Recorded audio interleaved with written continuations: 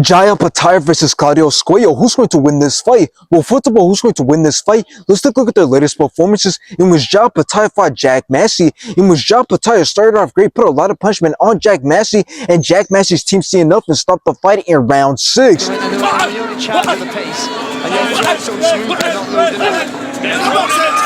Now after this, Jai Opetaia wanted to fight David Nika, in which both started out very fast until Jai Opetaia dropped David Nika. These two meeting together.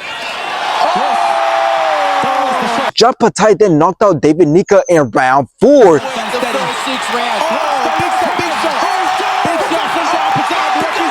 Now let's take a look at Claudio Squeo's latest performances, in which he fought Nicholas Rosanen, in which both started off great, both went back and forth, both landed some great shots, but Claudio Squeo won by decision. Now after this, Claudio Squeo wanted to fight Orlando Estrada, in which Claudio started off very fast, landed some great combinations, took control of the whole entire fight, completely all landed Orlando, and Claudio Squeo won by decision. Now I'm actually really excited for this fight because I want to see if Claudio Squeo's style of fighting is going to work on Jai Opetaia, since Claudio Squeo does his best work when he closes the distance and just lets off a bunch of shots.